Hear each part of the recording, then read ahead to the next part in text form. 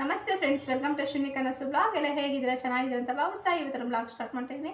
Friends, ಏನಪ್ಪಾ ಅಂದರೆ ನಮ್ಮ ಜೀವನದಲ್ಲಿ ಒಂದಷ್ಟು ನಾವು ಬದಲಾವಣೆಗಳನ್ನ ಮಾಡ್ಕೋಬೇಕು. ನಾನು ಬದಲಾವಣೆ ಮಾಡಿಕೊಂಡು 3 ದಿನದಲ್ಲಿ ಇಷ್ಟೆಲ್ಲ ಚಮತ್ಕಾರಗಳು ನಡೀತಾ ಇದೆಯಾ, ಇಷ್ಟು ನನಗೆ ನಿಜವಾಗ್ಲೂ ಎಕ್ಸ್ಪೆಕ್ಟೇಷನೇ ಇಲ್ಲ ಫ್ರೆಂಡ್ಸ್.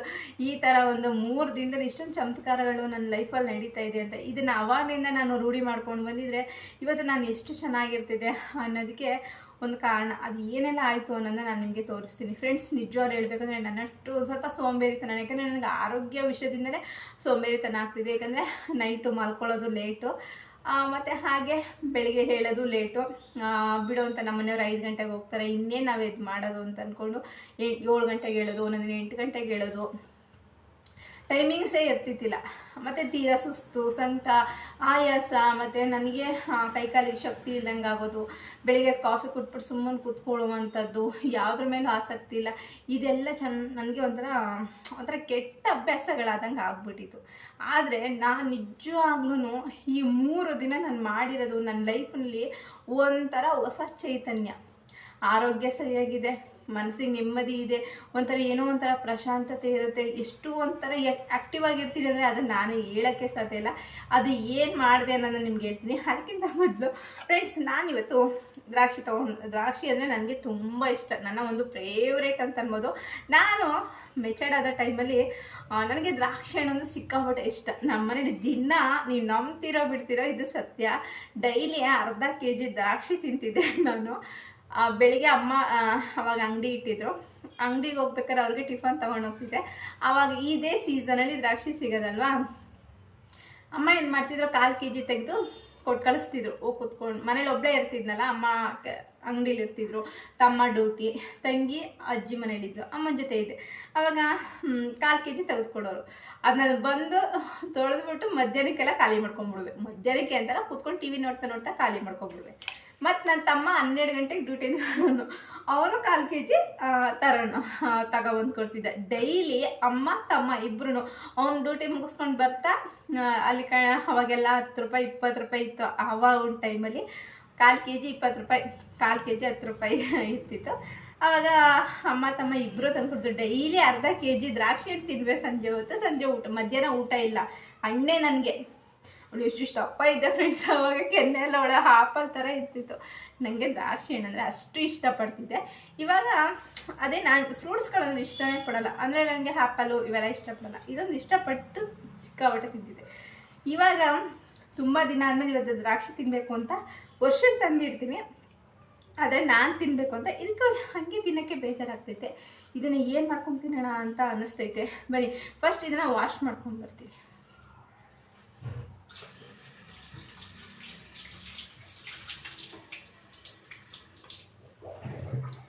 ಫ್ರೆಂಡ್ಸ್, ವಾಶ್ ಮಾಡಿಕೊಂಡು ಬೌಲಿಗೆ ಬಿಡಿಸ್ಕೊತೀನಿ.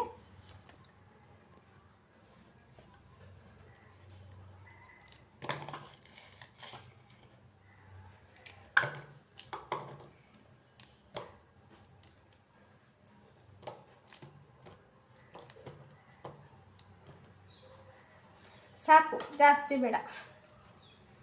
ಓಕೆ,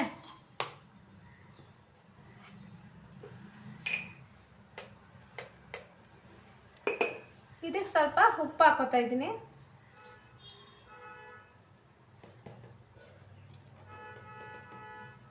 ಸ್ವಲ್ಪ ಖಾರದ ಪುಡಿ.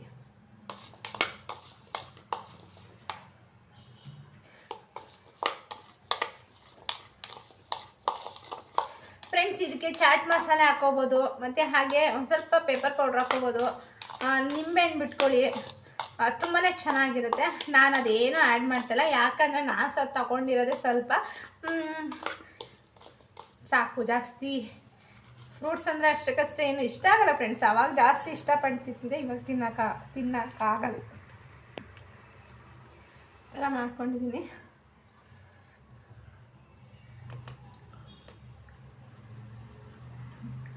ಎಷ್ಟು ಚೆನ್ನಾಗಿದೆ ಗೊತ್ತಾ ಫ್ರೆಂಡ್ಸ್. ದ್ರಾಕ್ಷಿ ಹಂಗೆ ತಿನ್ನೋರು ಈ ಥರ ಒಂಚೂರು ಉಪ್ಪು, ಅಚ್ಕಾರ ಪುಡಿ, ಜೀರಿಗೆ ಪುಡಿ, ಚಾಟ್ ಮಸಾಲೆ ಪುಡಿ, ಒಂದು ಸ್ವಲ್ಪ ನಿಂಬೆಹಣ್ಣು, ಜೊತೆಗೆ ನಿಂಬೆಹಣ್ಣು ಹಾಕ್ಕೊಂಡು ತಿಂತಾಯಿದ್ರೆ ಸಖತ್ತಾಗಿರುತ್ತೆ. ಧನಿಯಾ ಪೌಡ್ರೂ ಹಾಕೋಬೋದು.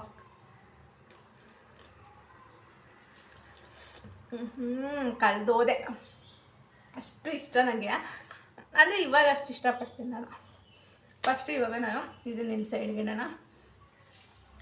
ಮತ್ತು ಹಾಗೆ ಸಾಯಂಕಾಲಕ್ಕೆ ಕಾಳು ಸಾಂಬಾರು ಮಾಡೋಣ ಅಂತ ಫ್ರೆಂಡ್ಸ್. ಇದು ಗೊತ್ತಲ್ಲ ಈ ಕಾಳು ಏನಪ್ಪ ಹೇಳ್ತಾರೆ ಇದಕ್ಕೆ, ದಪ್ಪದು ಈ ಕಾಳು ಹೆಸರೇ ಗೊತ್ತಿಲ್ಲ ಫ್ರೆಂಡ್ಸ್. ಕಾಳು ಮಾಡಿ ಸಾಂಬಾರು ಮಾಡೋಕೆ ಹೋಗ್ತಾ ಇದ್ದೀನಿ. ಏನು ಬೀನ್ಸ್ ಕಾಳು, ಬೀನ್ಸ್ ಕಾಳು ಅಂತ ಹೇಳ್ತಾರಲ್ಲ, ಈಕೆ ಏನು ಹೇಳ್ತಾರೆ ಗೊತ್ತಿಲ್ಲ, ಸತ್ಯವಾಗ್ಲೂ ಗೊತ್ತಿಲ್ಲ. ಆಲ್ಮೋಸ್ಟ್ ಇದು ನಮ್ಮ ಮನೇಲಿ ಬೆಳೀತಾ ಇದ್ರು ಅವಾಗ. ಹಿತ್ತಲಲ್ಲಿ ಗಿಡ ಹಾಕಿ ಹಂಚ ಮೇಲೆ ಹಾಕಿರೋರು ನಮ್ಮ ಅಜ್ಜಿ. ನಿಮ್ಗೆ ಏನಂತ ಗೊತ್ತಾದರೆ ಈ ಕಾಳು ಹೆಸರು ಬೀನ್ಸ್ ಕಾಳೇ ಅನ್ನಿಸ್ತದೆ. ಇದು ಅಂಗಡಿಲಿತ್ತು, ಏನೋ ಇಷ್ಟಪಟ್ಟು ತೊಗೊಂಡು ಬಂದೆ. ಕಾಳು ಹೆಸರು ಕಮೆಂಟ್ ಹಾಕಿ, ನಂಗೆ ಗೊತ್ತಿಲ್ಲ. ಮತ್ತು ಹಾಗೆ ಬೆಳಿಗ್ಗೆಗೆ ಇಡ್ಲಿಗೆ ನೆನೆಸ್ಬಿಟ್ಟಿದ್ದೀನಿ. ಇಡ್ಲಿಗೆ ಅಕ್ಕಿ ಸೊಸೈಟಿ ಅಕ್ಕಿ ಹಾಕಿದ್ದೀನಿ. ಮತ್ತು ಹಾಗೆ ಉದ್ದಿನಬೇಳೆ ಕಾಳು ಸಾಯಂಕಾಲಕ್ಕೆ ಸಾಂಬಾರು ಮಾಡೋಣ ಅಂತಂದ್ಬಿಟ್ಟು ಕಾಳೆಲ್ಲ ನೆನೆಸಿ ಇಟ್ಟಿದ್ದೀನಿ. ಒಟ್ಟಲ್ಲಿ ಸಾಯಂಕಾಲದ ಅಡುಗೆ ಕೆಲಸನೂ ಆಗಬೇಕಲ್ವ, ಹಾಗಾಗಿ ಅದಷ್ಟು ಮಾಡಿ ಇಡ್ಲಿಗೆ ನೆನೆಸಿಟ್ಬಿಟ್ಟು ಸಂಜೆ ರುಬ್ಬಿಟ್ರೆ ಆಗುತ್ತೆ. ಇವಾಗಂತೂ ಬೇಸಿಗೆಗಂತೂ ಬೇಗ ಉಬ್ಬು ಬಂದ್ಬಿಡುತ್ತೆ.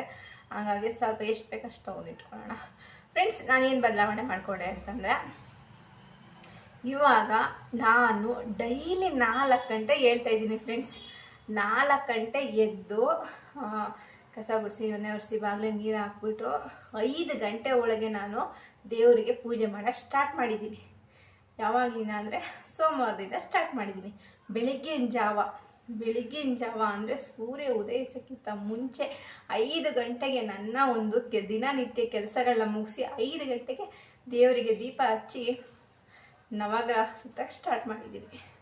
ಅಂದರೆ ಆ ಟೈಮಿಂಗ್ಸಲ್ಲಿ ಯಾವ್ದಾರ ಒಂದು ದೇವಸ್ಥಾನಕ್ಕೆ ಹೋಗೋಕ್ಕೆ ಅಭ್ಯಾಸ ಮಾಡ್ಕೊಂಡಿದ್ದೀನಿ. ಅದು ಎಷ್ಟು ಮಟ್ಟಿಗೆ ನನ್ನ ಜೀವನದಲ್ಲಿ ಬದಲಾವಣೆಗಳಾಗ್ತೈತೆ ಅಂದರೆ ಫ್ರೆಂಡ್ಸ್, ನಿಜವಾಗ್ಲೂ ಎಕ್ಸ್ಪೆಕ್ಟೇಷನ್ನೇ ಇಟ್ಕೊಂಡಿಲ್ಲ. ಅಷ್ಟು ಒಂದು ಬದಲಾವಣೆಗಳು. 4 ಗಂಟೆಗೆ ಎದ್ದು ದಿನನಿತ್ಯ ಕೆಲಸ ಮುಗಿಸ್ಕೊಂಡು ಕರೆಕ್ಟಾಗಿ 5 ಗಂಟೆ 5:10 ದೇವರಿಗೆ ಒಂದು ದೀಪನ ಹಚ್ಚಿಬಿಡ್ತೀನಿ. ಅದಾದಮೇಲೆ ಒಂದು ಸ್ವಲ್ಪ ಹೊತ್ತು ತಂಪಾದ ಗಾಳಿ, ಆ ಗಾಳಿಲಿ ಒಂದು ರೌಂಡ್ ಸರೌಂಡಿಂಗ್ ಹೊಡಿತೀನಿ. ಅದಾದಮೇಲೆ ನವಗ್ರಹ ನಮ್ಮ ಮನೆ ಹತ್ರನೇ ಶನಿಮಹಾತ್ಮನ ದೇವಸ್ಥಾನ ಇದೆ. ಹಾಗಾಗಿ ಅಲ್ಲಿ ಹೋಗಿ ನವಗ್ರಹ ಸುತ್ತಿ ದೇವಸ್ಥಾನಕ್ಕೆ ಒಂದು ಇದು ಮಾಡಿ ಆ ಒಂದು ತಂಪಾದ ಗಾಳಿಲಿ ವಾಕಬಲ್ ಮಾಡ್ಕೊಂಡು ಬರ್ತೀನಿ. ಅಲ್ಲಿಂದ ಬಂದು ಫ್ರೆಶ್ ಅಪ್ ಆಗಿ ಒಂದು ಲೋಟ ಬಿಸಿನೀರು ಕುಡಿದು ಅಷ್ಟೊಳಗೆ ವರ್ಷ 5:15 ಹೇಳ್ತಾಳೆ, ಅವಳು ಕುತ್ಕೊಂಡು ಓದ್ತಾ ಇರ್ತಾಳೆ. ಫೈನಲಿ 6 ಗಂಟೆಗೆಲ್ಲ ನನ್ನ ಕೆಲಸ ಮುಗಿದ್ಕೊಂಡು ನಿಜ 4 ಗಂಟೆಗೆ ಹೇಳೋದ್ರಿಂದ ಅಭ್ಯಾಸ ಮಾಡ್ಕೊಳೋದ್ರಿಂದ ನನಗೆ ಸಾಯಂಕಾಲ 9:00 ಕರೆಕ್ಟಾಗಿ ನಿದ್ದೆ ಬರೋಕ್ಕೆ ಸ್ಟಾರ್ಟ್ ಆಗ್ತೈತೆ. ಎಷ್ಟು ಆರೋಗ್ಯ ನಾನು ಕಾಪಾಡ್ಕೊತಾ ಇದ್ದೀನಿ ಅಂದರೆ ನನಗೊಂದು ಸುಸ್ತಿಲ್ಲ. ಈಚೀಚೆಗೆ ಊಟ ಸೇರ್ತಿತ್ತಿಲ್ಲ ಫ್ರೆಂಡ್ಸ್. ಏನಾದ್ರು ಊಟ ಮಾಡಿದ್ರೆ ಫುಲ್ಲು ವಾಮಿಟ್ ಬರಂಗೆ ಆಗ್ತಿತ್ತು. ಹಾಗೆ ಚೆನ್ನಾಗಿ ಊಟ ಮಾಡ್ತೀನಿ, ಆ್ಯಕ್ಟಿವ್ ಆಗಿರ್ತೀನಿ, ಎಲ್ಲರ ಜೊತೆ ಖುಷಿಯಾಗಿ ಬೆರಿತೀನಿ, ಅಮ್ಮನ ಜೊತೆ ಸ್ವಲ್ಪ ಟೈಮ್ ಕಳೀತೀನಿ. ಅಲ್ಲಿಂದ ನಮ್ಮ ದೊಡ್ಡಮ್ಮ ಅತ್ತೆ ಎಲ್ಲ ಬರ್ತಾರೆ, ಅವ್ರ ಜೊತೆ ಟೈಮ್ ಕಳೀತೀನಿ, ವರ್ಷ ಜೊತೆ ಟೈಮ್ ಕಳೀತೀನಿ, ನಮ್ಮ ಮನೆಯವ್ರ ಜೊತೆ ಖುಷಿಯಾಗಿದ್ದೀನಿ. ನಮ್ಮಲ್ಲಿ ನಾವು ಎಷ್ಟು ಬದಲಾವಣೆಗಳು ಮಾಡಿಕೊಂಡ್ರೆ ಆ ಟೈಮಿಂಗ್ಸ್ ಅನ್ನೋದು ಇದೆಯಲ್ಲ ನೋಡ್ರಿ, ನಮ್ಮನ್ನು ಸೋಂಬೇರಿತನ ಅನ್ನೋದನ್ನೇ ದೂಡಿಸ್ಬಿಡುತ್ತೆ. ಆ ಸೋಂಬೇರಿತನ ಅನ್ನೋದು ನಮ್ಮಲ್ಲಿ ಯಾವಾಗ ನಾವು ಕಳ್ಕೊತೀವೋ ಆವಾಗಲೇ ನಾವು ಮನುಷ್ಯರಾಗಕ್ಕೆ ಸಾಧ್ಯ. ನಾವು ಎಷ್ಟು ಸೋಂಬೇರಿತನ ಅಳವಡಿಸ್ಕೊಡ್ತೀವೋ ಅಷ್ಟು ನಮ್ಮ ಆರೋಗ್ಯದಲ್ಲಿ ಏರುಪೇರು ಕಟ್ಟಿಟ್ಬಿಡ್ತಿ. ನೋಡಿ ಇವಾಗ ನನಗೆ ಎಷ್ಟು ಅಂದರೆ ನನ್ನಷ್ಟು ಹಾಸ್ಪಿಟ್ಲಿಗೆ ದುಡ್ಡು ಹಾಕ್ತಾ ಇರೋವಂಥವ್ರೇ ಇಲ್ಲ ಫ್ರೆಂಡ್ಸು. ಆದರೆ ಈ 3 ದಿನದಲ್ಲಿ ಆ ನೆಮ್ಮದಿ ಆರೋಗ್ಯ ಎಲ್ಲ ನನಗೆ ರಿಟರ್ನ್ ಬರುತ್ತೆ ಅಂದರೆ ಅದು ಹೆಂಗೆ ಹೇಳಿ, ನಿಜ ಚಮತ್ಕಾರ ಹೇಳ್ಬೇಕು ಅಂದರೆ ಆ ಬೆಳಗಿನ ಜಾವದಲ್ಲಿ ದೇವರಿಗೊಂದು ಧೂಪ ಹಾಕ್ಬಿಟ್ರಂತೂ ಎಂಥರ ಏನು ಎಷ್ಟು ಮನಸ್ಸಿಗೆ ನೆಮ್ಮದಿ ಸಿಗುತ್ತೆ ಅಂದರೆ ನಮ್ಮ ತಲೆ ಮೇಲಿರುವಂಥ ದೊಡ್ಡ ಭಾರನ್ನು ಕೆಳಗೆ ಇಳಿದಿದ್ದೀವಿ ಅಂತಲೇ ಅರ್ಥ. ಯಾಕಂದರೆ ಮೇನ್ ಇಂಪಾರ್ಟೆಂಟು ಮನೇಲಿ ದೇವ್ರಿಗೆ ದೀಪ ಹಚ್ಚೋದೇ ಮೇನ್ ಇಂಪಾರ್ಟೆಂಟು. ವರ್ಷನ ಜೊತೆ ತಿಂಡಿ ಆಗೋಗುತ್ತೆ, 8:15 ತಿಂಡಿ ಆಗೋಗುತ್ತೆ. ಆಲ್ಮೋಸ್ಟ್ ವರ್ಷ ಹೋಗೋಷ್ಟು ಅವಳು ಹೇಳೋಷ್ಟೊಳಗೆ ಎಲ್ಲ ಕೆಲಸ ನನ್ನದೇ ಆಗೋಗಿರುತ್ತೆ. ಎಲ್ಲ ಮುಗಿಸಿ ನಾನು ಒಂಥರ ಮೈಕೈ ಎಲ್ಲ ಹಗುರವಾಗಿ ಸಡಿಲವಾಗಿ ತುಂಬಾ ಆ್ಯಕ್ಟಿವ್ ಆಗಿದ್ದೀನಿ. ಅದನ್ನು ನಿಜವಾಗ್ಲೂ ಈ ಥರ ಒಂದು ಕೆಲಸ ನಾನು ಆಗಲಿಂದ ಮಾಡ್ಕೊಂಡು ಬಂದಿದ್ರೆ ಇನ್ನೂ ಚೆನ್ನಾಗಿ ನನ್ನ ಆರೋಗ್ಯನ ನಾನು ಕಾಪಾಡ್ಕೋಬೋದಾಗಿತ್ತು. ಹಾಗಾಗಿ ನಾವು ಎಲ್ಲದರಲ್ಲೂ ನಾವು ಸ್ವಲ್ಪ ಚೇಂಜಸ್ ಆಗ್ತಾ ಹೋಗ್ಬೇಕು. ನಮ್ಮಲ್ಲಿ ಇರೋಂಥ ಸೋಂಬೇರಿತನ ಬಿಡಬೇಕು, ನಾವು ಒಂದು ಮನುಷ್ಯ ಆಗಬೇಕು ಅಂತಂದರೆ ಮಾತ್ರ ನಮ್ಮಲ್ಲಿರುವಂಥ ಕೆಟ್ಟ ಬುದ್ಧಿಗಳನ್ನ ಸ್ವಲ್ಪ ಬಿಟ್ಕೊಂಡು ಬರ್ತಾ ಇದ್ದರೆ ನಾವು ಒಂದು ನೆಮ್ಮದಿಯಾಗಿರೋಕ್ಕೆ ಸಾಧ್ಯ. ಯಾಕಂದರೆ ಬೆಳಿಗ್ಗೆ ಆಯಿತು ಅಂತಂದರೆ ಕೆಲಸ, ಅಯ್ಯೋ ಬೆಳಿಗ್ಗೆ ಆ ಗಡಿ ಬಿಡಿಯ ಟೆನ್ಷನು, ಇಲ್ದ್ರ ಮೈಗೆ ಹುಷಾರಿಲ್ಲ ಅನ್ನೋದು, ಸೋಂಬೇರಿತನ ಅನ್ನೋದು ಹೆಂಗೆ ಅಳವಡಿಸ್ಕೊಬಿಡುತ್ತೆ ಅಂದರೆ ಏನು ಕೆಲಸ ಮಾಡೋಕ್ಕೂ ಆಸಕ್ತಿ ಇರಲ್ಲ. ಆಮೇಲೆ ನಮ್ಮ ಕೈಲಿ ದುಡ್ಡು ಕಾಸು ನಿಲ್ಲಲ್ಲ. ಮನೇಲಿ ಸುಮ್ಮನೆ ದರಿದ್ರ ಅನ್ನೋದು ಕಾಡ್ತಾನೆ ಇರುತ್ತೆ. ನೀನು ಎಷ್ಟೇ ಖರ್ಚು ಮಾಡು ಅದು ಸಾಲಲ್ಲ, ನೀನು ಎಷ್ಟೇ ಊಟ ಮಾಡು ಅದು ಸಾಲಲ್ಲ. ಮನೆ ಒಳಗೆ ನೊಣಗಳು ಓಡಾಡೋದು, ಮನೆ ಒಂಥರ ಜಿಡ್ಡಾಗಿರುವಂಥದ್ದು, ಆ ಟೈಮಿಂಗ್ಸ್ಗೆ ನಮಗೆ ಕೆಲಸ ಮಾಡೋಕ್ಕಾಗಿಲ್ಲ ಅಂದರೆ ಒಂಥರ ನಮ್ಮನೆ ಅಡುಗೆ ಮನೆ ನೋಡಿ ನಾವೇ ಸುಸ್ತಾಗ್ಬಿಡ್ತೀವಿ, ಇಲ್ಲ ದೇವ್ರ ಮನೆ ನೋಡಿ ಸುಸ್ತಾಗ್ತೀವೋ, ಮನೇಲಿರೋ ಕಸ ನೋಡಿ ಸುಸ್ತಾಗ್ತೀವೋ, ಮಲಗಿರೋ ಹಾಸಿಗೆ ಎತ್ತಿರಲ್ಲ. ಇವೆಲ್ಲ ನಮ್ಮನ್ನು ನಾವೇ ತಂದ್ಕೊಳ್ಳೋ ಅಂಥದ್ದು. ಹಾಗಾಗಿ ಇವಾಗ ನೋಡಿ ನಾನು 4 ಗಂಟೆಗೆ ಹೇಳೋದ್ರಿಂದ ಒಂಥರ ಎಷ್ಟು ಪ್ರಶಾಂತತೆ ಅಂದರೆ ಮೈಂಡು ಅಷ್ಟು ಪ್ರಶಾಂತತೆ. ಹಾಗೆ ನನ್ನ ವೆಯ್ಟ್ ಸಮೇತ ಇದಾಗ್ತೈತೆ ನೋಡ್ರಿ, ಎಲ್ಲ ಲೂಸ್ ಆಗ್ತೈತೆ ಬಟ್ಟೆಗಳು, ಅಷ್ಟು ನನ್ನ ವೆಯ್ಟ್ ಸಮೇತ ಇದಾಗ್ತೈತೆ, ಇದೆಲ್ಲ ಲೂಸ್ ಆಗ್ತೈತೆ ಡ್ರೆಸ್ಗಳೆಲ್ಲ. ಎಷ್ಟು ಬೆನಿಫಿಟ್ ಇದೆ. ಹಾಗಾಗಿ ಈ 3 ದಿನದಿಂದ ನನಗೆ ಒಳ್ಳೆ ಚಮತ್ಕಾರ ಆಯಿತು. ಇದನ್ನು ಡೈಲಿ ಕಂಟಿನ್ಯೂ ಮಾಡ್ತಾ ಇರ್ತೀನಿ. ಅದು ಎಕ್ಸಾಂಪಲ್ ನಿಮಗೆ ಕರೆಕ್ಟಾಗಿ ನಾನು ಎಷ್ಟು ಗಂಟೆಗೆ ಹೇಳ್ತೀನಿ ಅಂತ ನಾಳೆಯಿಂದ ಬ್ಲಾಗ್ ಅದೇ ಇರುತ್ತೆ, ಡೈಲಿ ಬ್ಲಾಗ್ ಸ್ಟಾರ್ಟ್ ಆಗುತ್ತೆ ಫ್ರೆಂಡ್ಸ್. ಇಷ್ಟು ದಿನ ಮಾಡಬೇಕು ಅಂತ ಅನ್ಕೋತೀನಿ. ಏನಾದರೂ ಒಂದ್ಸಲ ಮಾಡಬೇಕು ಅಂದಾಗ ಒಂಥರ ಆಗ್ತಿತ್ತು. ಯಾಕಂದರೆ ನನ್ನ ಒಂದು ಟೈಮಿಂಗ್ಸಲ್ಲಿ ನಾನು ಚೇಂಜ್ ಮಾಡ್ಕೊಳ್ಳುವಂಥದ್ದು ತುಂಬ ಇತ್ತು. ಅದನ್ನು ನಾನು ಇವಾಗ ಚೇಂಜ್ ಮಾಡ್ಕೊತಾ ಇದ್ದೀನಿ, ಬದಲಾವಣೆಗಳನ್ನ ಮಾಡ್ಕೊತಾ ಇದ್ದೀನಿ. ಹಂಗಾಗಿ ನೀವು ಎಲ್ಲ ಸೋಂಬೇರಿತನ ಬಿಡಿ, ಒಂದಷ್ಟು ಜನ ಸ್ವಲ್ಪ ಆ್ಯಕ್ಟಿವ್ ಆಗಿರಿ. ನಾವಿನ್ನೂ ಬದಲಾವಣೆ ಆಗಬೇಕು. ನಮ್ಮಲ್ಲಿ ನಾವು ಬದಲಾವಣೆ ಮಾಡಿಕೊಂಡ್ರೆ ನಾವೆಲ್ಲೋ ಹೋಗ್ತೀವಿ, ಇಲ್ಲ ಅಂದರೆ ನಾವು ಇದ್ದಲ್ಲೇ ಇರ್ತೀವಿ ಅಷ್ಟೇ. ಬದಲಾವಣೆ ಜನದ ನಿಯಮ ಅಂತ, ಜಗದ ನಿಯಮ. ಒಂದೊಂದು ಸ್ವಲ್ಪ ಬಾಯಿ ಸ್ಲಿಪ್ ಆಗುತ್ತೆ, ಕ್ಷಮೆ ಇರಲಿ. ಹಾಗೆ ಈ ವಿಡಿಯೋ ಇಷ್ಟ ಆದರೆ ಲೈಕ್ ಮಾಡಿ ಫ್ರೆಂಡ್ಸ್. ನಾನು ಬೇಗ ಹೇಳ್ತಾ ಇರೋದು ಯಾರಿಗೆಲ್ಲ ಖುಷಿ ಇದೆ ಲೈಕ್ ಮಾಡ್ರಿ ಆಯಿತಾ. ನನಗೆ ಏನೋ ಒಂಥರ ಖುಷಿ ಆಗುತ್ತೆ ಫ್ರೆಂಡ್ಸ್, ಬೇಗ ಎದ್ದು ಈ ಥರ ಕೆಲಸಗಳೆಲ್ಲ. 10 ನಿಮಿಷ ನೆನೆಸಿದೆ, ಸೂಪರಾಗಿದೆ. ತಿನ್ಕೊಂಡು ಖಾಲಿ ಮಾಡ್ತೀನಿ ನೋಡಿ. ನಾನು ಇದ್ರ ಕತ್ತತ್ರ ಎಲ್ಲ ಸಣ್ಣ ಆಗಿಬಿಟ್ಟಿದ್ದೀನಿ, ಇದರಲ್ಲಿ ಈಗ ಮುಖ ಎಲ್ಲ ಸ್ವಲ್ಪ ಡಲ್ ಆಗಿದೆ. ಇದಕ್ಕೊಂದು ಏನಾರು ಮಾಡ್ಕೋಬೇಕಲ್ಲ, ಬನ್ನಿ ಏನು ಮಾಡ್ಕೋತೀನಿ ತೋರಿಸ್ತೀನಿ.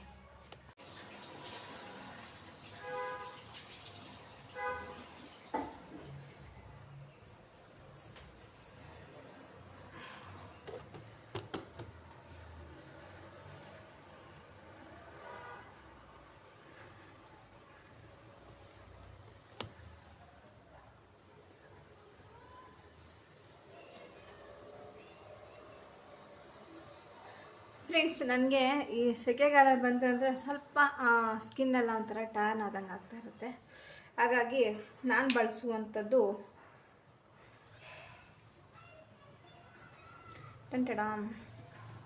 ಇದನ್ನು ಬಳಸ್ತೀನಿ ನಾನು. ನನಗೆ ಇದೊಂದೇ ಫೇಸ್ ಪ್ಯಾಕ್ ನಾನು ಯೂಸ್ ಮಾಡುವಂಥದ್ದು.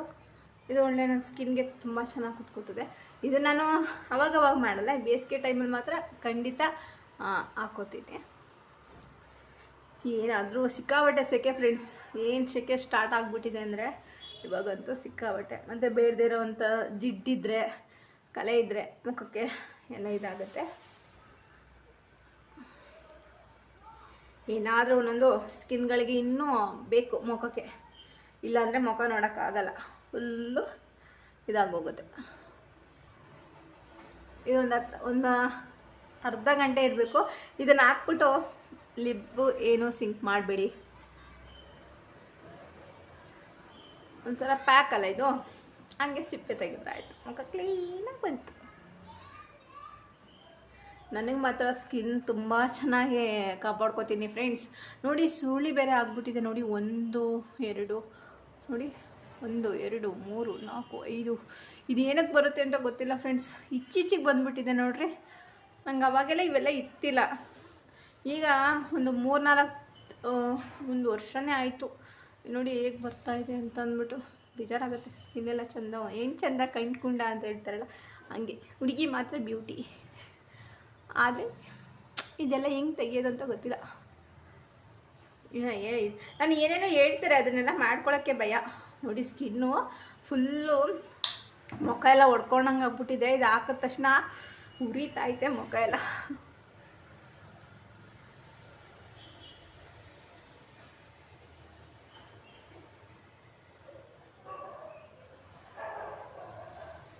ಸಾಕು. ಓಕೆ ಫ್ರೆಂಡ್ಸ್, ಈ ವಿಡಿಯೋ ಇಷ್ಟ ಆದರೆ ಲೈಕ್ ಮಾಡಿ. ಬಾಯ್.